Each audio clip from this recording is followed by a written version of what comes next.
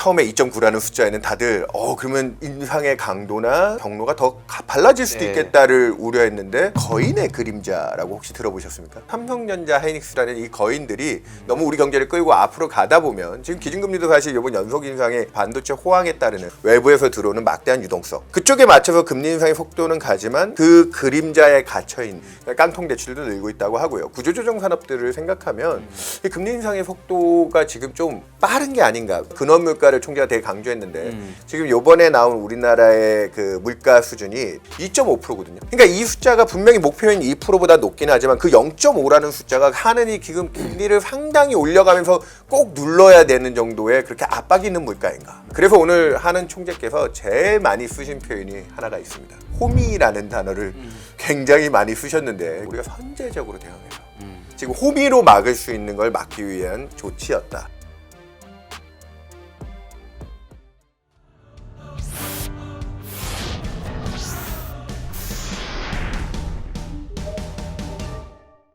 시장의 예상을 깨고 백투백 인상이 이뤄진 만큼 이번 한국은행의 금리 결정, 숨은 맥락에는 어떤 부분들이 있을지 많이들 궁금하실 텐데요.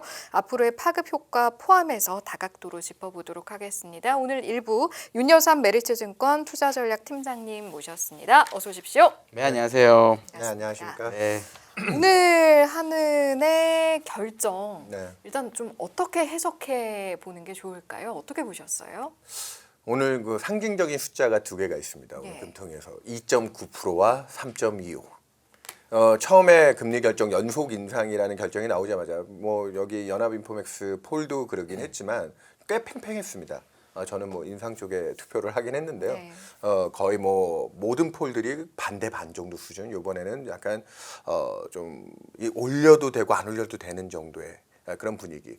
최근에 보시면 반도체 호황 때문에 수출이 워낙 좋고요. 그게 이제 또 실질 성장률도 꽤 높아지긴 하지만 실질 성장도 높아지지만 명목 성장률 그러니까 우리 GDI라고 하죠. 그 교육 조건 개선되면서 지금 이번 2분기 GDI가 전년 대비 한 15% 정도 나오고 있더라고요. 그러니까 그게 진짜 소득 아니냐. 그런 단에서 워낙 경기가 강하게 개선되는 부분이 있다. 그 반도체 업체들의 호황이 낙수 효과로 좀 경기 개선에 영향을 미칠 수 있고 그러면 또 수요가 좋아지면 그거에 따르는 물가가 오르지 않겠냐. 그거에 대한 경제적인 대응이 필요하다. 그게 이번에 인상의 변이었는데 그런 쪽에 무게중심이 실리면서 근데 왜 아까 제가 처음 얘기 드렸던 2.9라는 숫자가 있죠. 그게 뭐냐. 지난 5월 달에도 한국은행이 매 분기 말 금통위 때 수정 경제 전망 수치를 내놓거든요. 올해 성장률을 대략 2.6%. 내년 성장률을 2.1%로 내놨습니다. 딱 한 분기 전에 뭐 경기가 그래도 양호해지는 편이긴 하지만 지금 반도체 호황의 강도를 뭐 전쟁 리스크나 이런 것들까지 좀 버무려서 그래도 뭐 올해 2% 중반에 내년 2% 초반을 봤는데 올해는 3.3%로 큰 폭으로 상향을 했고요. 아까 얘기했다시피 명목은 지금 굉장히 높은 수치인데 실질도 사실 3%가 넘는 성장이면 굉장히 양호한 성장이거든요. 근데 시장이 충격받은 숫자는 아까 얘기했던 2.9. 그 2.9는 올해가 아니라 내년 성장률 전망을 2.1에서 무려 2.9%로 올렸다. 그러다 보니까 이게 올해 지금 반도체 호황이 여기서 끝나는 게 아니라 내년까지도 이 사이클이 좀 이어지면서 그 확정적인 경제 국면이라고 하면 그럼 하느니 지금 연속 인상도 했겠다. 금리 인상의 기조가 시장이 프라이싱하고 있는 선도금리 상으로 프라이싱하고 있는 건 내년까지 대략 한 3.5%? 그리고 애널들은 그래도 그거보다 조금 더 보수적으로 얘기해서 이번에 동결을 주장했던 애널들 중심으로 3.25 정도에도 끝날 수 있지 않을까. 그런 식의 의견이었는데 이거 그 이상이 나올 수도 있겠다에 장 초반 그 결과 나오자마자 금리가 좀 큰 폭으로 오르는 모습을 보였거든요. 한 7에서 8bp 정도 오르고 그때 또 주가 지수도 그런 금리에 대한 부담들을 조금 느낀 건지 상승폭을 좀 많이 줄이는 딱 금통위 발표하고 15분 단간에 한 코스피가 1%포인트 정도 빠지더라고요. 맞아요. 예, 그 정도의 좀 악재를 보였는데 아까 얘기했던 그 뒤에 3.25의 시장이 좀 안도를 했습니다. 10시 반에 통화정책 방향이라고 하는 세부적인 보고서가 나오고 그 안에 이제 금통위원들이 향후에 금리 전망을 6개월 내에 얼마를 갈 거냐 경로를 제시하는데 내년 성장률 2.9%였으면 6개월 동안 4번을 움직일 수 있잖아요. 2번 해가지고 6개월 동안 4번 움직일 수 있는데 좀 코키시하게 보는 분들은 한 3번까지도 더 올려서 요번에 3%를 올렸는데 3.75까지도 찍는 점이 나오지 않을까. 그리고 중간값이 혹 3.5까지 찍힐 수도 있을 수 있다 했는데 3.75는 하나도 없었고 중간값은 대략 3.25에 전체 21개 표거든요. 7분의 금통위원 중에 3표씩 행사해서 21표인데 무려 절반이 넘는 12표가 3.25에 찍히고 3.5는 6표, 오히려 3%에 멈춰야 된다. 지금 이제 이번에 인상을 반대하는 분도 있었으니까 소수 의견이 있었거든요. 그래서 한 분의 동계 소수 의견도 있었지만 3%에 멈춰 3% 정도 수준이다라고 하는 분이 또 5점이나 찍히면서 그 중간값 3.25에 시장이 안도하면서 이러면은 이번에 왜 연속 인상까지 가면서 이렇게 박차를 가했을까? 그 3.25 안도감에 그때부터 국채 시장 금리는 위로 한 6, 7bp 오르던 게 반대로 아래로 6, 7bp. 그리고 오늘 하루 동안 금리가 움직인 폭은 0.15%, 기준금리 25bp 움직이는데 15bp 이상의 시장 금리가 출렁거리면서 그 해석에 좀 변동성을 키우는 하루였다. 좀 길었지만 이렇게 정리해드리겠습니다. 예. 이게 보통은 기준금리를 올리는 거에 대해서 미국도 항상 얘기하는 게 뭐 잘 사는 사람들은 금리를 올려도 상관없는데 점점 더 양극화가 심해지니까 네. 기준금리를 올리면 그거에 해당하는 약간 중산층 이하가 더 피해를 소위 말하는 월스트리트, 메인스트리트 구별을 많이 네. 하잖아요. 미국도 그런 걸 얘기하는데 그런 차원에서 사실은 이게 요번에 금리를 2번 올려놓고 네. 말씀하신 것처럼 그렇게 좀 비둘기적으로 해석되게 말을 하면 네. 앞으로 안 올린다는 뜻으로 그냥 받아들여 버리고 정부는 재정을 쓰고 뭐 이런 관점으로 간다라고 보는 거는 좀 너무 과한가요?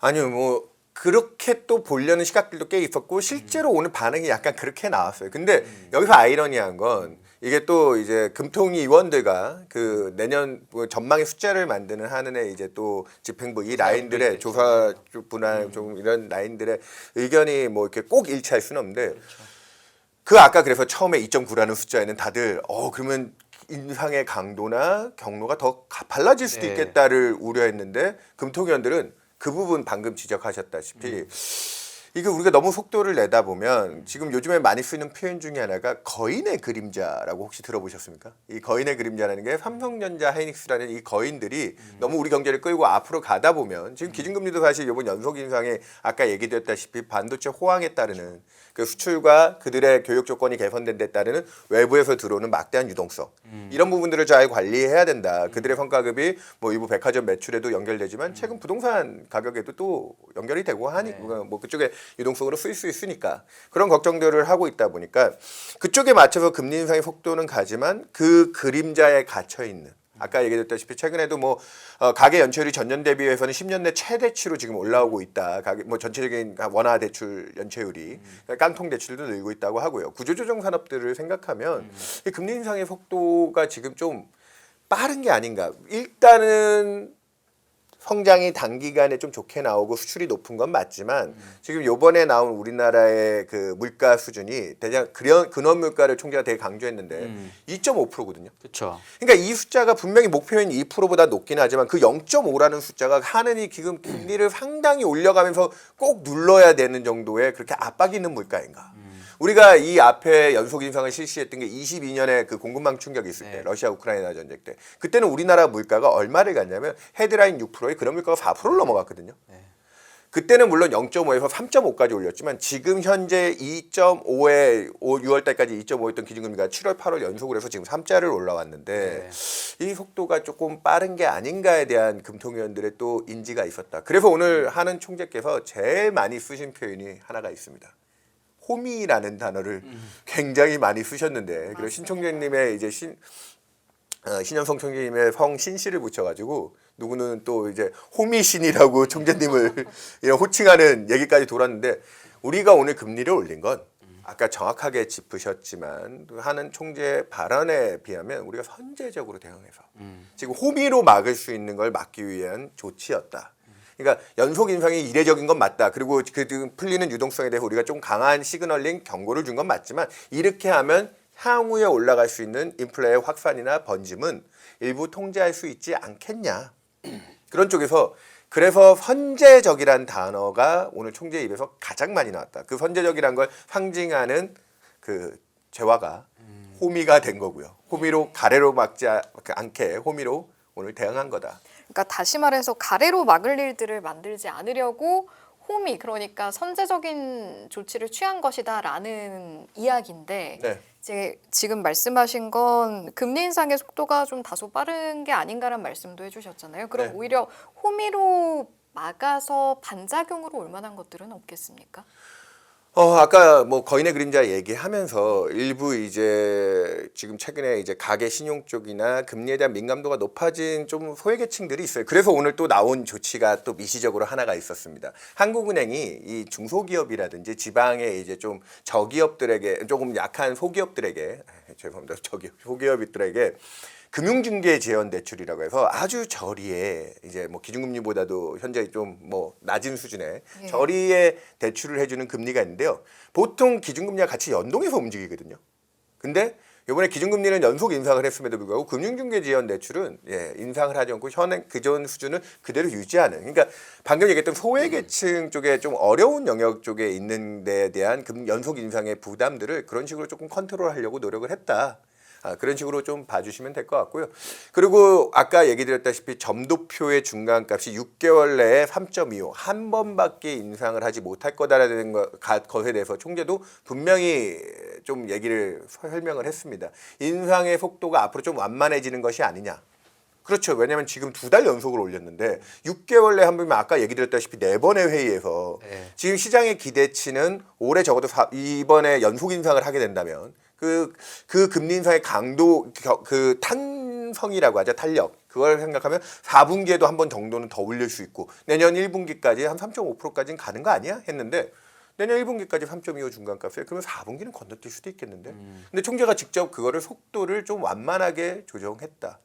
그런 측면에서 아까 얘기했다시피 이번에 조금 적극 대응을 했기 때문에 선제적으로 했기 때문에 미리 움직였으니 나중에 좀 덜 움직여도 된다는 정도의 인식을 줬다. 그게 뒤에 채권금리 하락과 함께 주식시장도 뭐 금리에 대한 더 이상 뭐 부담이나 이런 쪽 연속 인상에 대한 스트레스가 어차피 내년까지 뭐 기준금리 3.5까지도 갈 거다 반영하고 있던 채권시장이었기 때문에 그 정도 점도표 확인되고 나서는 대려 안도감이 좀 커진 게 아닌가. 원달러 환율도 아침에 반짝 1370원대 진입했다가 그런 식의 재료들 확인되고 나서는 다시 1380원대로 코스피하고 같이 또 연동해서 올라가더라고요. 제가 어젠가 그제 나온 그 은행 여수신 데이터를 보니까 최근에 이제 물론 이제 증권으로 돈이 많이 나가서 그렇기도 하지만 수신 금리가 많이 올랐는데 이제 여신 금리가 이제 좀 안 오르더라고요. 저는 이걸 어떻게 해석했냐면 이미 은행들이 정부에서 대출에 대한 규제를 많이 하니까 기준이 되는 금리에 붙이는 이 가산 금리 있잖아요. 이걸 이미 충분히 높게 주고 있어서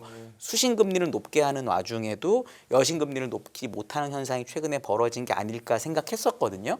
그러면은 설령 기준 금리가 오른다고 해도 이미 그 여신 금리에는 미리 반영이 됐다라고 하면 오히려 그래 기준금리 여기서 올려놓고 끝난다고 하면 실질적으로 시장에서 돌아다니는 아주 단기채 연동된 대출이 아닌 한은 오히려 실질적인 대출 금리에 대해서는 이제 고점 치고 내려가서 오히려 유동성을 공급하는 효과가 있다든지 그리고 만약에 재정 소외 계층에 대한 재정은 그거는 이제 세금 거둔 재정으로 하든지 뭐 이런 식으로 해서 이제 대충 모든 통화랑 재정 정책을 끝내고 이렇게 가는 방향으로까지 이건 너무 과한가요?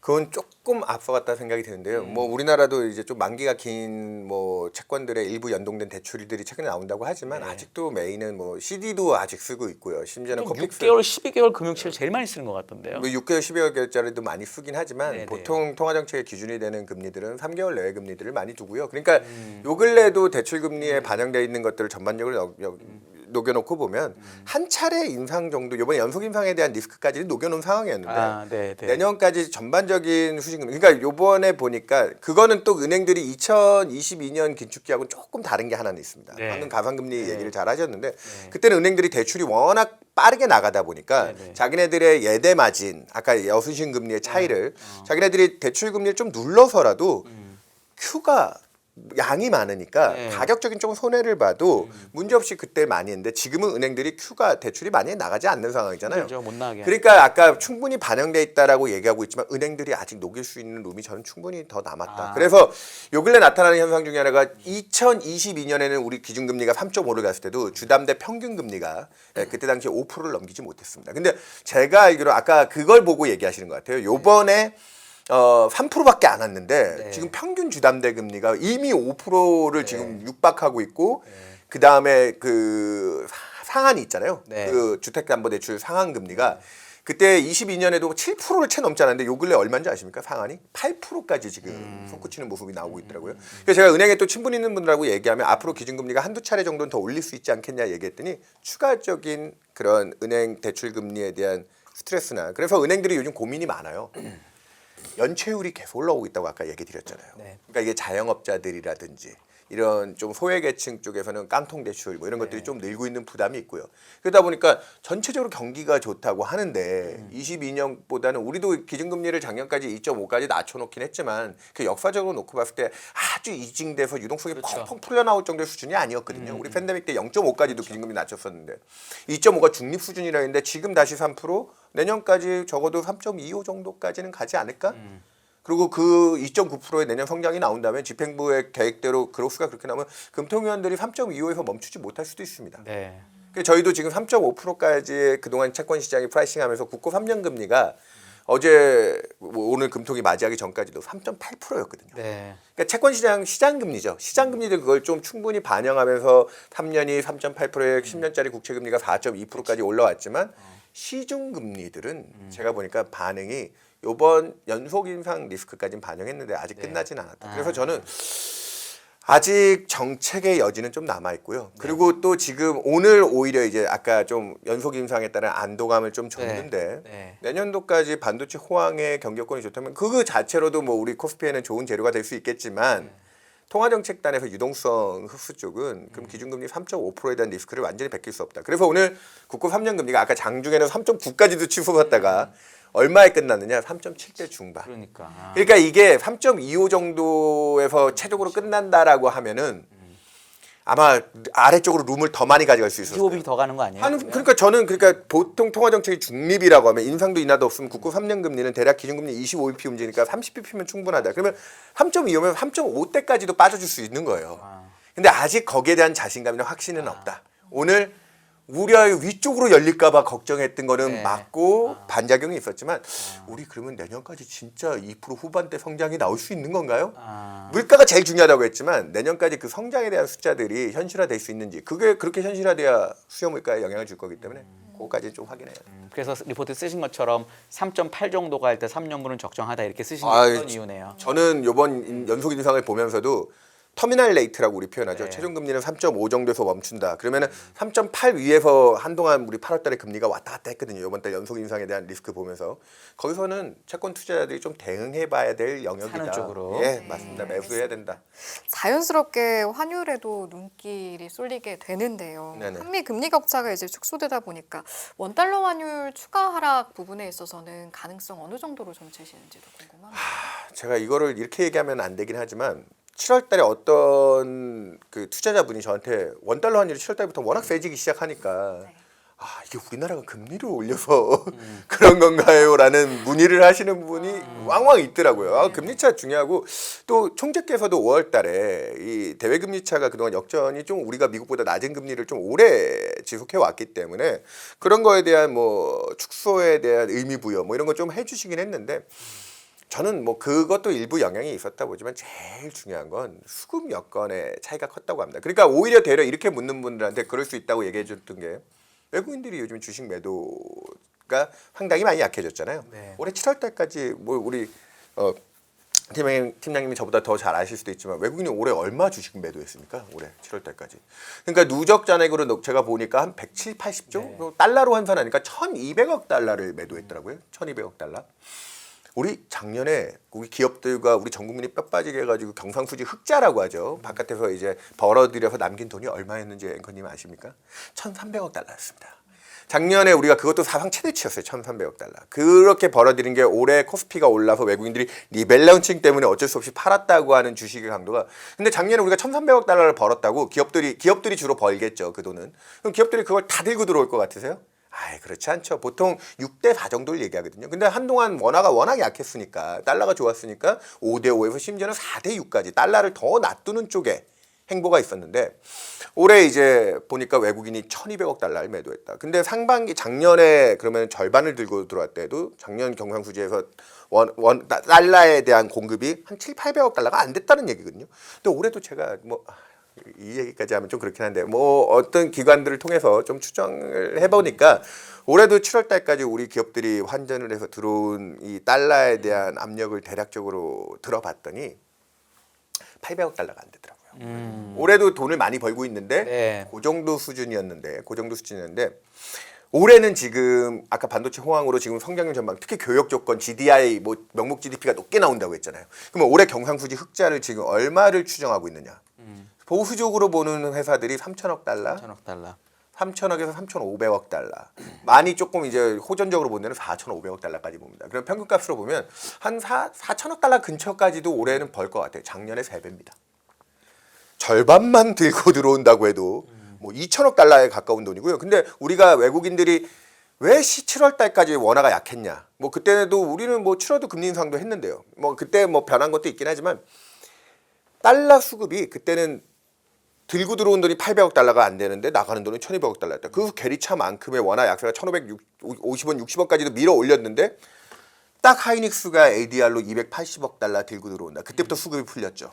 그리고 이번 주에도 아시는 분들은 아시고 모르시는 분들은 모르시겠지만 삼성전자 하이닉스가 또 역시나 내년 3월 달에 올해 600조 이익을 버니까 내년 3월 달에 법인세를 100조를 내야 되거든요. 네. 그거를 미리 예납 분납을 좀 합니다. 근데 이번 주에 보니까 그 금액이 뭐 그것도 뭐 또 대략적으로 들리는 수치인데 한 3, 40조 정도 원의 굉장한 규모의 돈이 또 그걸로 또 달러로 환산해 보면 200억 달러 이상의 네. 예, 그 부분이 목돈들이 좀 들어오는 힘. 그러니까 수급이 이미 바뀌었습니다. 올해 남은 기간 동안 그러면 상반기에 800억 달러 들어왔는데 2천억 달러 들어와야 되는 돈에서 그러면 올해 남은 기간 동안 외국인 주식 매도가 없다면 원달러 환율의 수급은 이미 아래쪽으로 좀 풀렸다. 아래쪽으로. 그래서 환율이 지금 최근에 뭐 우리 금리 인상에 따른 기대 9월에 연준이 금리를 올리면 우리가 금리를 올리는 것보다 미국의 금리 인상이 달러 가치에 주는 영향도가 조금 더 클 거기 때문에 거기에 따른 부담이 있을 수도 있지만 기업들이 지금 삼성전자 하이닉스도 계속 고민할 거예요. 본인들이 달러를 계속 들고 들어오면 들고 올수록 환율이 아래쪽으로 힘을 받잖아요. 좀 공격적으로 보시는 분들은 내년까지 뭐 1,000조를 벌어오면은 뭐 수천억 달러가 지금 들어올 수 있는 거 아니냐 막 이런 추정을 하시면 원달러 환율이 아래쪽으로 되게 세게 떨어질 거라는데 저는 일단 단기 바텀은 한 1,350원 정도 그 정도 되면 기업들도 들고 들어오는 달러에 대해서 수급 조절을 좀 해야 될 것 같고요. 위로 밀려도 이제 1,400원대 가면은 우리가 지금 달러 수급이 풀린 상태이기 때문에 환율은 통화 정책에 대한 중요도도 있지만 저는 뭐 9월에 연준의 액션 여부가 더 중요하고 지금 왜 7월, 8월 달에 이렇게 환이 아래쪽으로 세게 먹느냐. 뭐 미국 국채에 대한 신뢰성과 함께 뭐 달러 가치가 약해지는 이벤트들이 뭐 최근에 좀 있긴 했지만 저는 달러 수급 자체가 지금 좀 풀렸다. 그 힘만 3분기 말까지 그대로 유지돼도 단기 바텀은 1,350원. 내년까지 환율은 조금 더 아래쪽으로 갈 수 있는 힘들이 생긴 것 같다. 올해 내내 이렇게 떠들었는데 7월 달에 1,500원 넘어가면서 도대체 이 유동성, 이 돈의 힘을 언제 발휘하는 건가 했더니 또 기어가 걸리면 한 방에 반영하죠. 이렇게 빨리빨리 움직입니다.